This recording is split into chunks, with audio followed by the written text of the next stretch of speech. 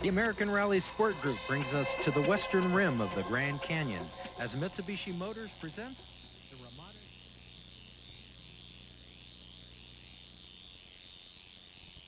You're going to have to come here with the right package.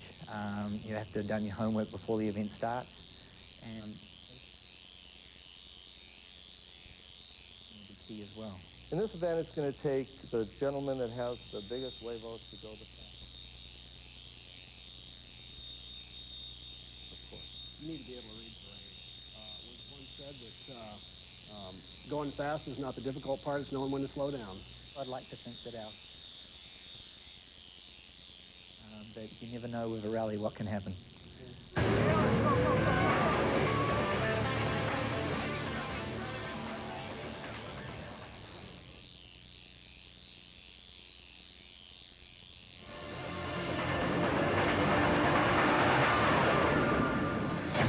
Headquartered in Laughlin, Nevada, the event is...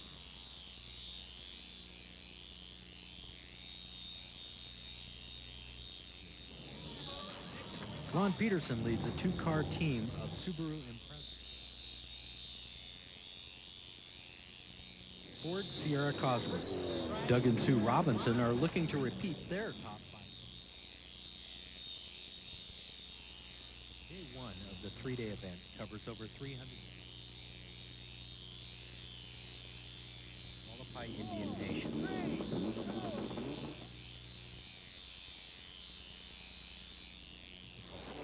Mullen opts for traditional rally tires.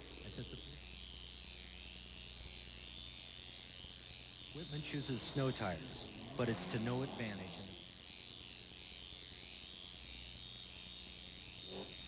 Peterson is pushing hard, despite the slip.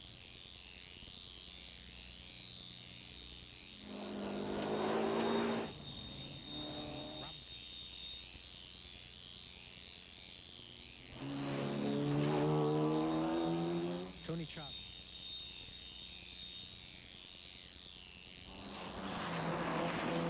The slick surface. George Plasek finds out just how treacherous.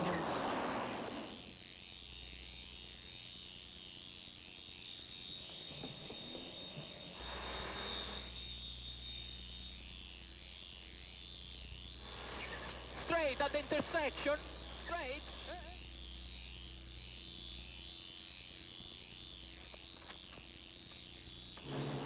O'Sullivan.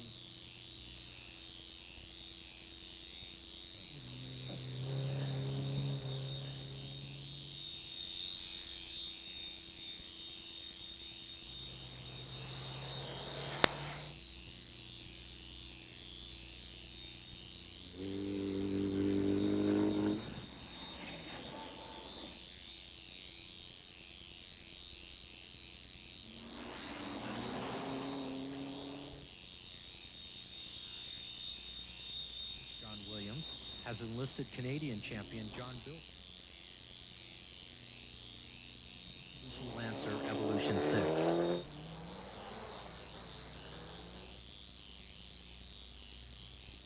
The snap rolls a half mile from the end of the stage.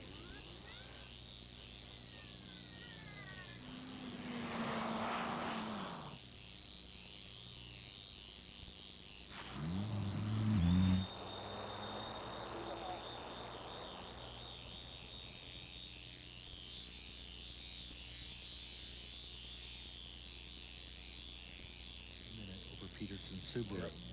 Whitman lies fourth behind O'Sullivan.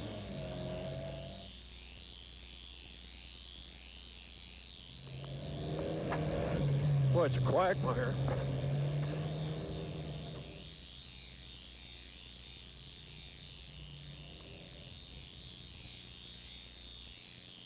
For stage two, Nolan has extended his lead to just over a minute.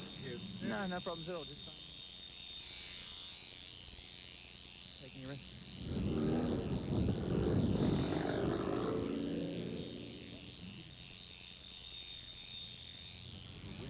Who has chosen a more conservative.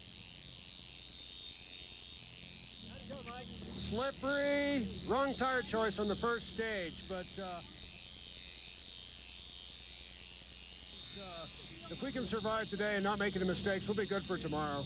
No problems with the car, just awful. A lot of opportunities to basically end your day.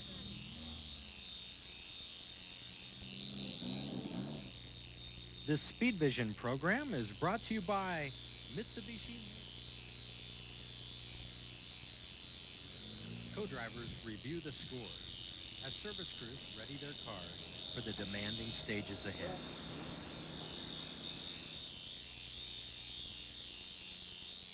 Begin stage 3, a narrow tree-lined trail climbing to over 7,000 feet.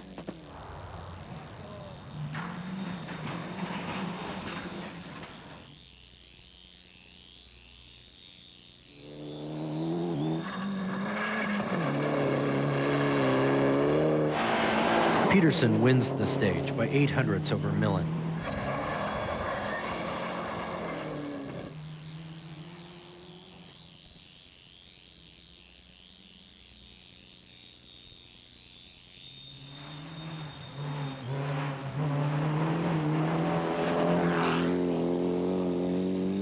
Robinson is half a minute slower in third.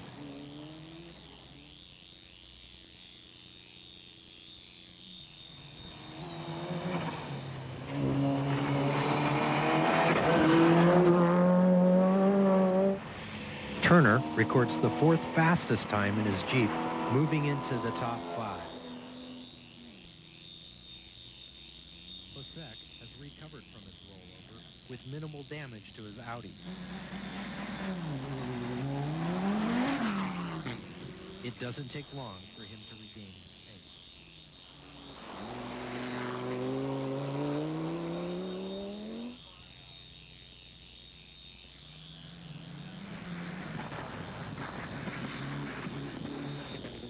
Rising temperatures and melting snow have changed the road conditions from bad to worse. Drive vehicles struggle for traction.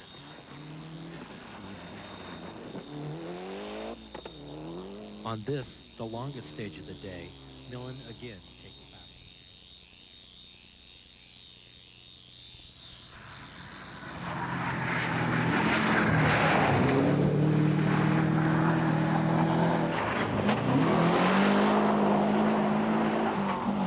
Peterson is half a minute slower.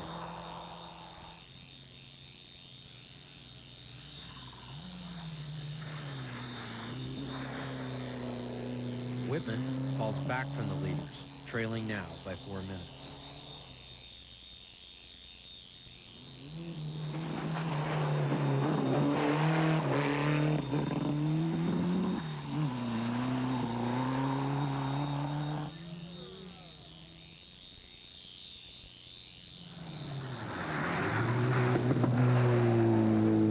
The Robinsons continue turning in quick times, holding firmly onto 4th place.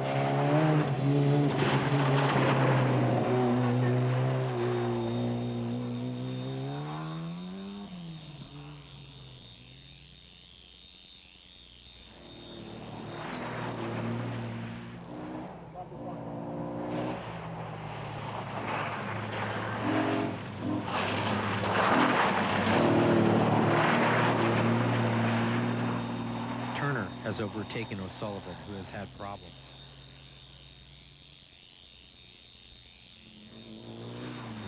But Timmerman is reeling both in and moves ahead of Turner to 5th overall by the end of the stage. As all-wheel drive vehicles find the going treacherous, the two-wheel drive vehicles find it nearly impossible.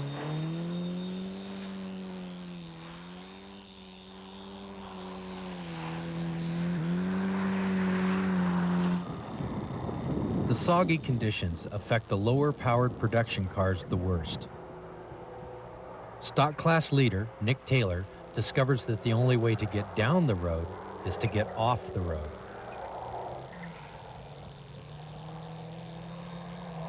Klasek shows the advantage of horsepower and all-wheel drive. No one has a worse time of it than vintage class leader Richard Beifler in the BMW 2002.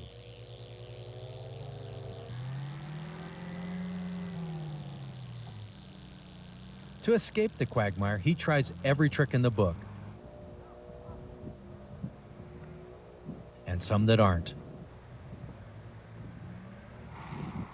When the four-wheel drive Chevy of Pendergrass barely makes it past, he knows he's in trouble. We do this for fun, guys. Can you believe that? While most are begging for traction, Bob Wagger would simply settle for some windshield wipers.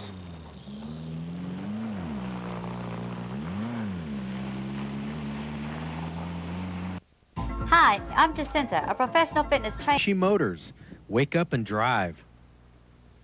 And by the Ramada Express Hotel and Casino in exciting Laughlin, Nevada. Mike Whitman and Paula Jabot share some insight on the relationship of driver and co-driver. As far as I'm concerned, the co-driver is the brains of the outfit. The driver is the brawn, if you will. The co-driver basically describes the road, what hazards might be forthcoming, you know, what lies over the next crest and so forth. In 10, double caution, narrow path guard. Got it. My co-driver is also a driver, so the relationship between us is interesting. I know I personally don't like to hear too much from my co-driver, just a real minimal amount of information, and Mike's the same way. In 10, stay left. Got it. You need to keep the communication short. A driver, not being the sharpest tool in the shed, doesn't hear very well sometimes, so, you know, the description of the road needs to come in one-syllable words and very short, concise description. In 10, double caution, left tighten, steep downhill. Read it again. Okay, double caution, left tighten, steep downhill. This is it, steep, Okay. tighten. We get to use what we call pace notes, which basically further describes what the road does to very minute detail, where a rock may be in a corner, what direction you might go over a crest. This is it, straight. Pace that, just a bit left over crest, flat out though. Where hazards might be. Whoa! Note that, that's going to be nasty next time. So we read those, as a driver, read that to the co-driver as they're navigating and telling me how to drive the road the first time, so that the next time I come around, I can hopefully go faster on that road because I have a better idea of what's coming. This is a fast, long left, opens. Left over crest, you said opens. In 20, caution, tree on left at flying finish.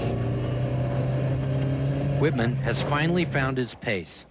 Using notes taken on the first running of the stage, he cuts half a minute from his first time, second fastest behind Millen. Millen shows no signs of letting up. The Kiwi blasts through the fifth stage, winning his fourth of the day. Peterson fights for traction, unable to put all 400 horsepower to use.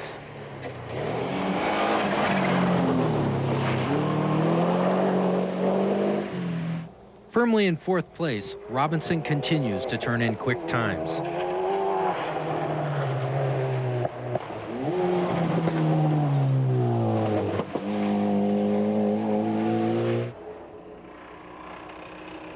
Turner's Jeep has begun to suffer terminal engine problems, and he is overtaken by O'Sullivan.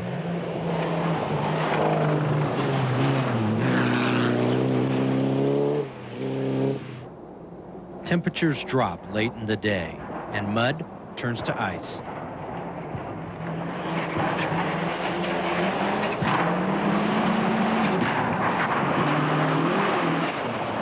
Millen and Cassidy wrap up a flawless day, winning 5 of the day's 6 stages.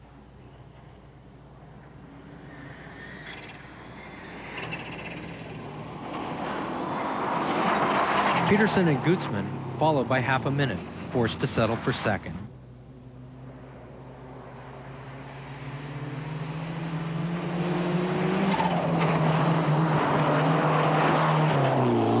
Whitman and Jabot round off the top 3.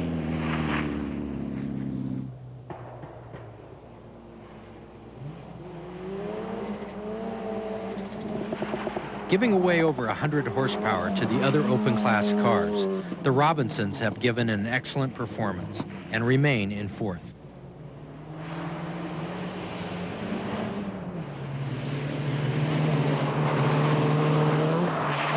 O'Sullivan leads the production GT class and holds on to 6th.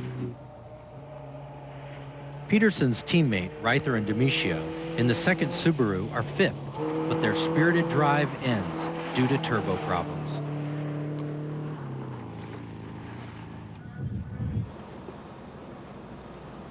Back in Laughlin, teams work through the night, cleaning away the mud and making preparations for tomorrow's fast Grand Canyon stages.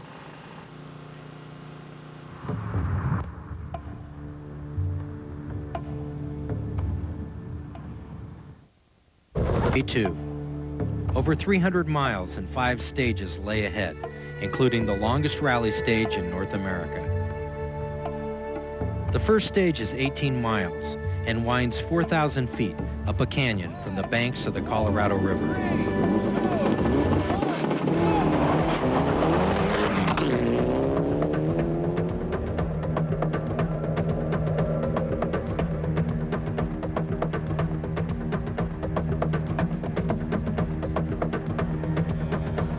Mellon tells us about the stage ahead. The first 2 or 3 miles are very rough, very rocky. You've got to be very clean. The upper part of the road is very fast, very open, but still some technical sections that you need to slow down for. So we'll set a quick pace, but take no risks. Our goal yesterday was to retain the #1 position on the road. Today is going to be very fast, very open, very dusty. We've got a little bit of advantage being #1. We're hoping to retain that to the end of the day.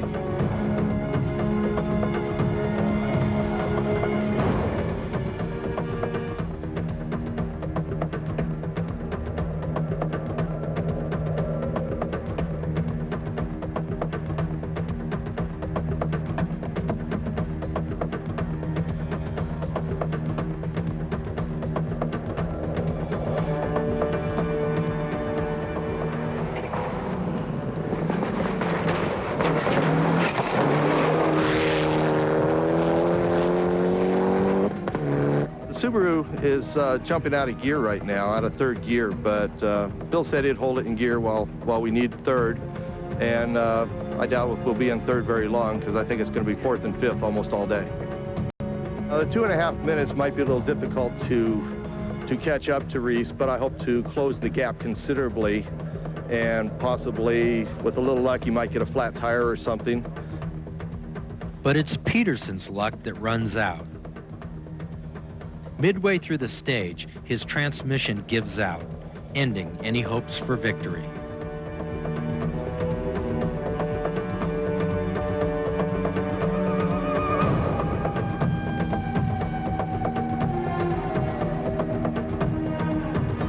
Whitman races past the stricken Subaru, inheriting 2nd place, and with it, the daunting task of reeling in Millen.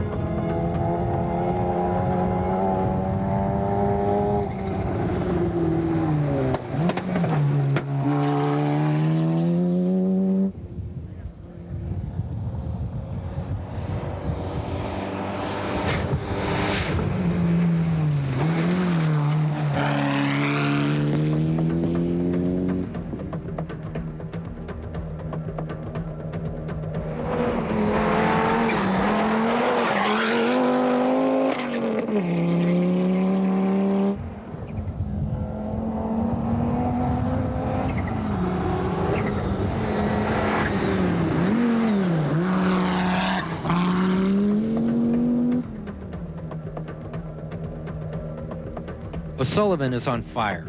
he matches Whitman's second fastest time on the stage and moves to 4th overall.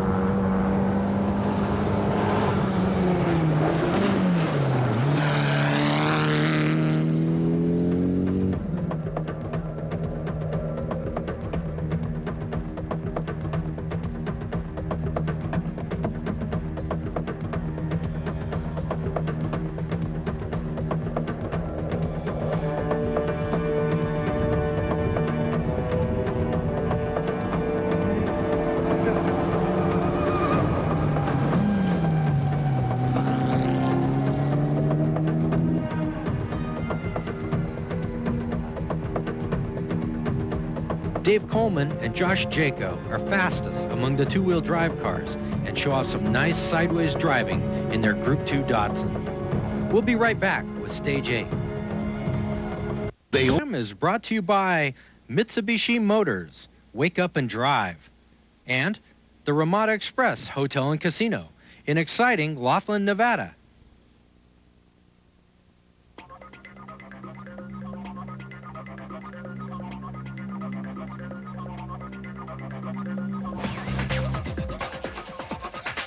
We put in a really good run. Car ran great, really fast stage. I think we put another minute and a half on the competitors behind us. Unfortunately, Lon Pedersen dropped out, so we've heard with motor damage, which gives us a big window, about 6 to 7 minutes. So we'll just play it really conservative, take no risks from here, and have a clean run to the end.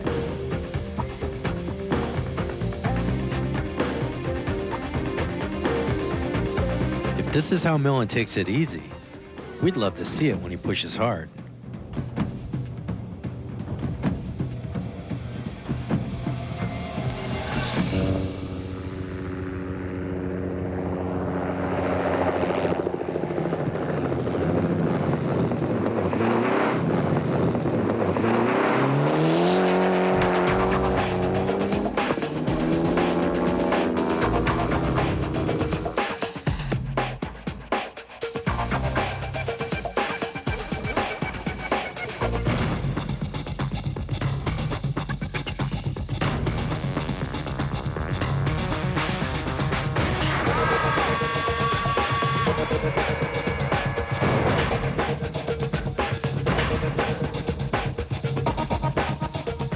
Whitman has pulled out all the stops.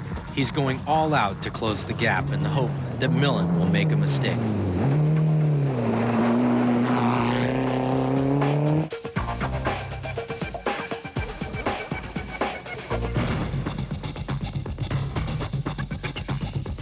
Speeds like this are not unusual to Mike Whitman. As an airline pilot in his day job, he hasn't even left the runway at 140.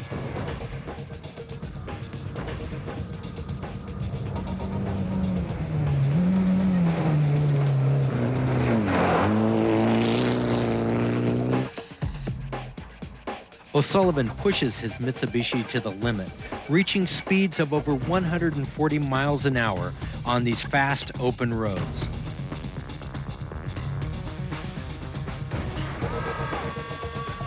Chavez is now sailing, despite falling well back after center punching a tree yesterday. Roger Hall and Michael Taylor are pushing to chase down O'Sullivan in the GT class, but find the margin widening.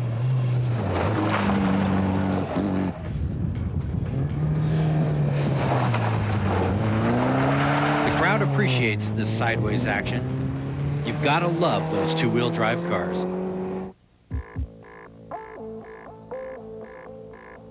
The character of the road changes from fast and open to tight and twisty with deceiving corners and blind crests.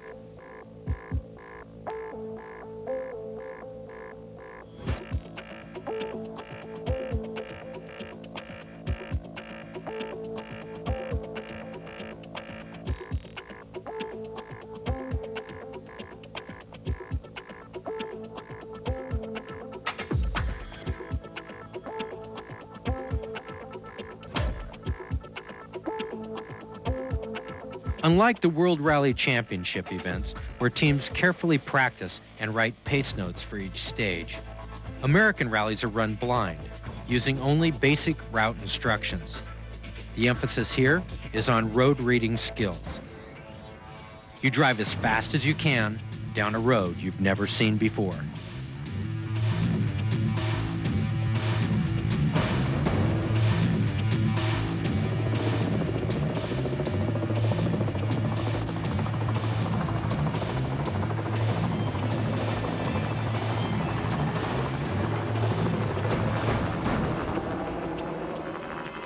Millen's momentary lapse has opened the door. We'll be right back to see what happens. As soon as I saw that we're actually heading off the road, I did everything that I could to point the car directly straight down the bank. We were able to, save it from rolling. Once we were down, I evaluated where we were, backed up a couple of times, and just took a big charge to try to get out of the bank so we wouldn't high center. And just an amazing little car. It got up there, and we kept on continuing.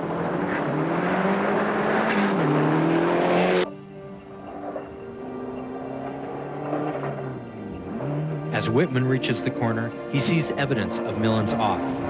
His drive takes on new hope.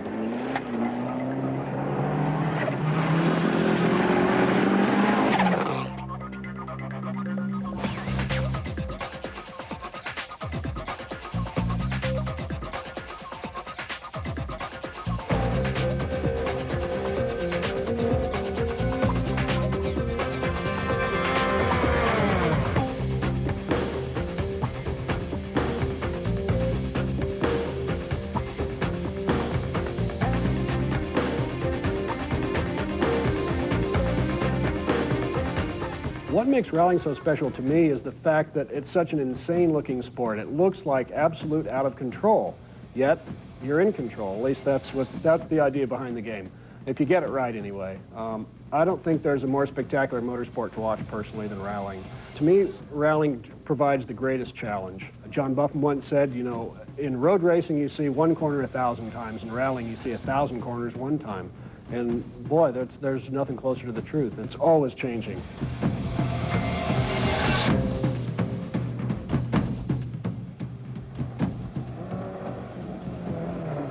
O'Sullivan has run this event twice before and gives the corner the respect it deserves.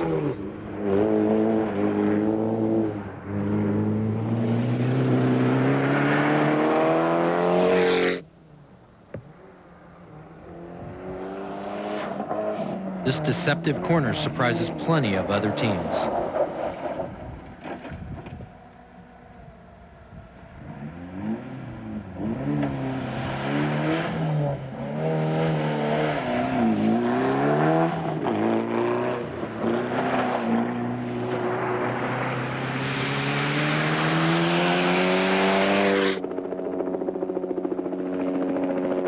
Plasek has also seen this corner last year and puts together a nice bit of driving.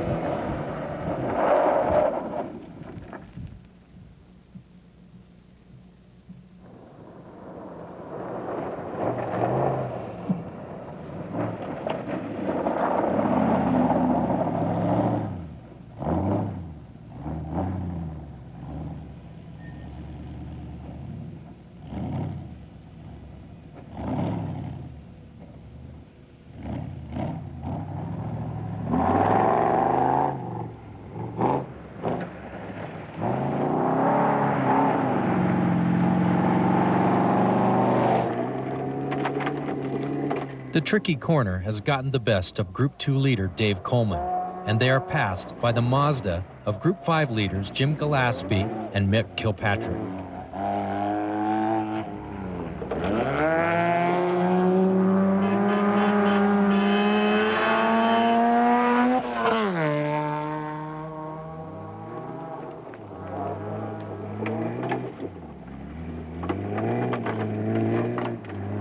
It's a good guess that Dave Coleman wishes he had an Evo 6.5 about now. And we're fairly certain co-driver Josh Jaco does too.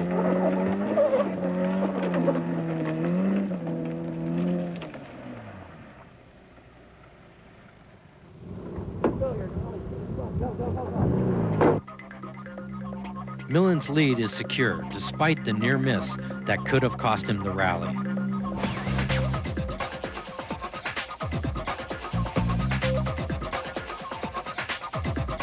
Now on stage 10, he's back in the zone. Reese Millen has thoroughbred blood. His father, Rod, and Uncle Steve have written the Millen name in record books from Pikes Peak to Watkins Glen. You know, Rod as my father was a great mentor, a great icon for me to someone to look up to be my hero. But he also enlisted in me that if I wanted it, I had to work for it. He did it that way. If he wanted something, he worked for it, he got it, he achieved it. And I've been able to do that. It's been hard.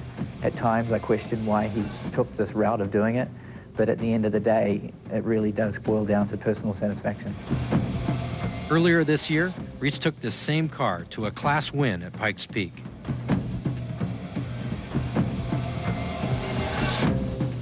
The lands of the Wallapai Indian Nation border the western rim of the Grand Canyon and host some of the most beautiful rally roads in the world.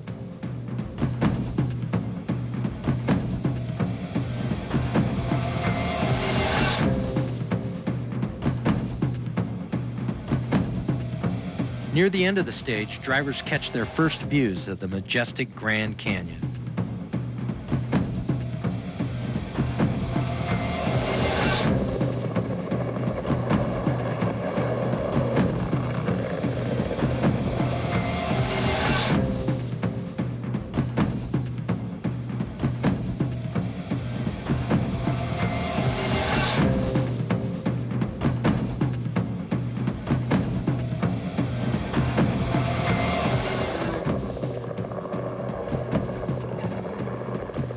Whitman has not yet conceded, but his outstanding effort falls short, finishing half a minute behind Millen, but keeping him securely in second by 3.5 minutes.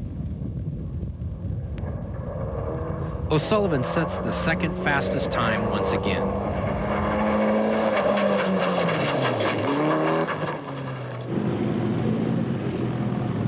Horse, we need to check wheelbase. Especially on this side, and toe on the front. We went off the road pretty hard. Don't really have much explanation for my driving. We just got caught out in the first part of the stage. We were sitting at 140 mile an hour, and to slow down, it didn't feel like you were going that fast, and we found out by the slipperiness of the road that we were going pretty quick. It was marked in the route book, clearly marked. It was an acute left, and we made it through, and I know he saw the road very clearly and just carried too much speed in through. It was like you go as fast as possible, and we went faster than possible. We have enough of a lead that I shouldn't have been driving that fast, and we'll slow it down from now. When we came off of the first stage, we heard some clunking in the rear end, so we got underneath and realized that we lost a trailing arm. It actually holds the rear wheel in a fore to aft position, so we totally removed it from the car and drove it the next 3 stages without any trailing arm in it at all. So that really slowed us down.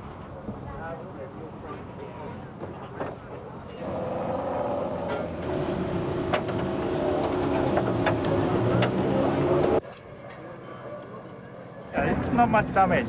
The alignment is straight and everything fine. Got it. Oh yeah. Too much? One more. That's it. I don't know how much this cost us, at least 2 minutes, because one guy passed us. So I think we had about a 6-minute lead before that, so we're probably back in the hunt if everybody's in line the same way they were before, but we haven't seen the standings yet, so definitely doesn't help the looks of the car. I had a clogged fuel filter in the last 3 stages, so the times weren't what we'd hoped. So going back, we found a bunch of stuff in the filter, so we're hoping to, I think we solved the problem, basically. We just weren't making enough boost. Going back, hopefully can match times a little bit better. At least, I don't know, at least see the tail lights of Reese. I don't know, we'll see how it goes. He's pedaling hard. Robinson's mechanical problems have dropped him to 6th, moving Hull to 4th and Roper to 5th. Coming up, the longest rally stage in North America.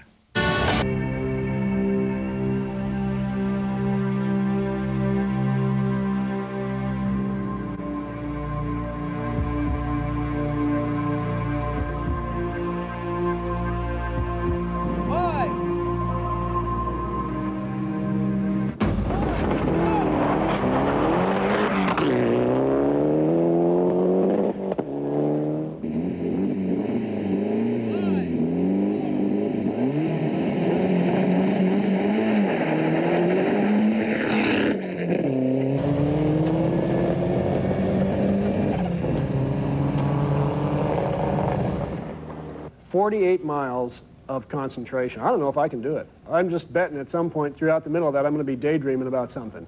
But 48 miles is by 2 times the longest stage in this country. Well, it's certainly longer than any World Cup stage, with the exception of maybe Africa. Yeah,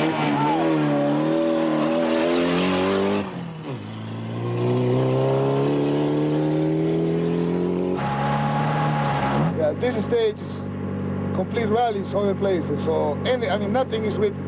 After the end of this stage will decide a lot of things.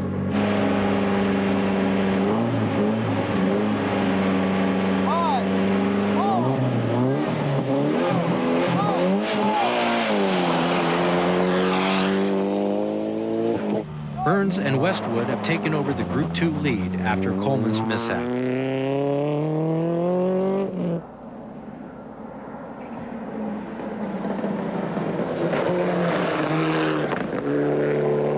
There is still no signs of Millen backing off.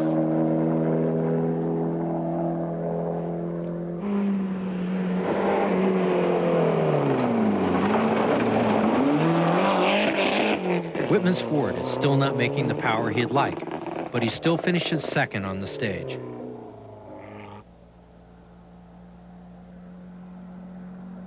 O'Sullivan's charge has been amazing, especially when you consider the production GT he's driving is basically a stock automobile.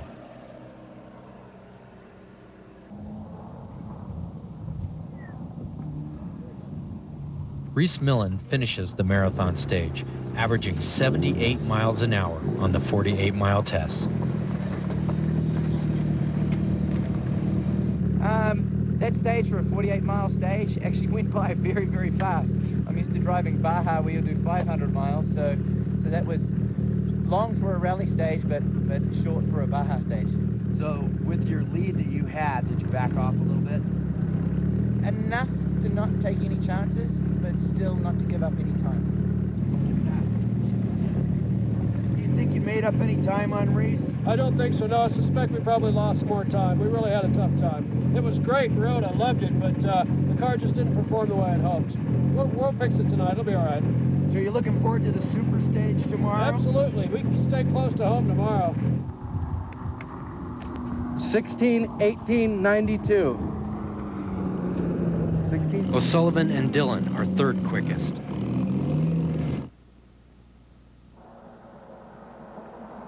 Pressing hard to the end, Hull is still nearly 2 minutes off the class leader's pace.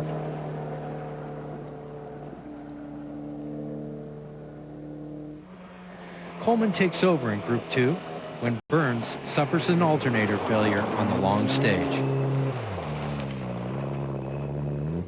That kind of stage will change everything. It's so long, you know? So anything can happen on that one.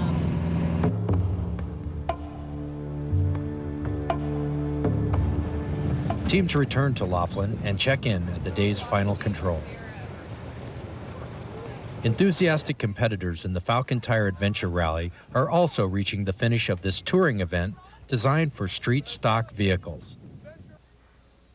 After 2 grueling days of racing, the teams are ready to enjoy the hospitality and excitement of the Ramada Express Hotel and Casino. Millen has stretched his lead to over 10 minutes, with Whitman's Ford comfortably in 2nd, followed by the 3 Mitsubishi GT cars of O'Sullivan, Hull, and Roper. This Speed Vision program town. Exciting battles, normally taking place on remote forest roads, can now be seen up close as teams compete side by side over the specially built 1-mile course. This is an excellent opportunity for the public to learn more about the sport and to meet the teams. The Ford-Chevy battle is a crowd pleaser. Plasek and Chavez trade the lead.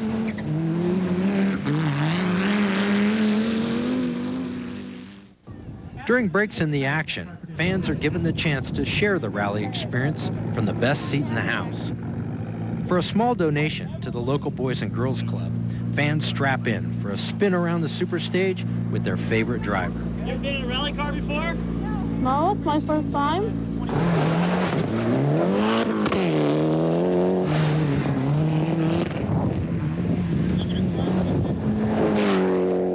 It was fun and fast, really nice. There's nothing else like it in the world, I tell you. With the help of the rally teams, the event raised $3,500 for the local charity.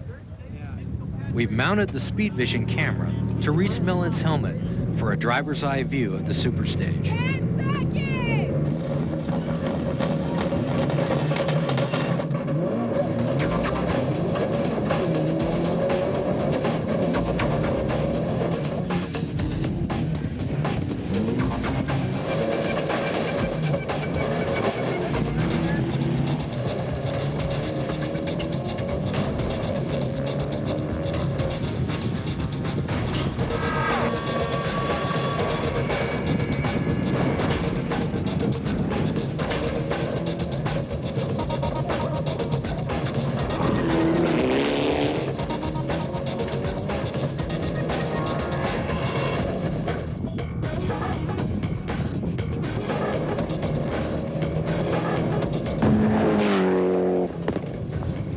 Millen wraps it up with a victory donut.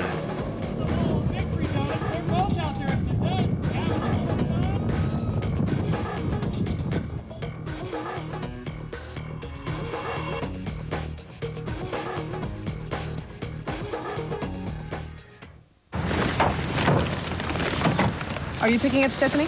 Back to the Ramada Express, here's a look at the class winners.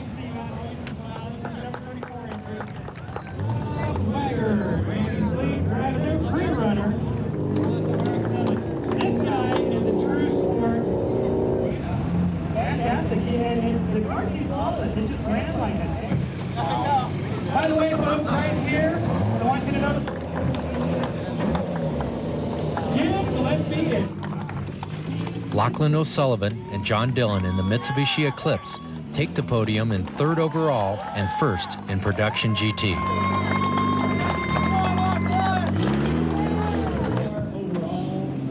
Mike Whitman and Paula Jabot bring their Ford Sierra home in 2nd overall. Reese Millen has bettered last year's 2nd place finish, winning 1st overall and 1st in Group A. Give him a huge round of applause.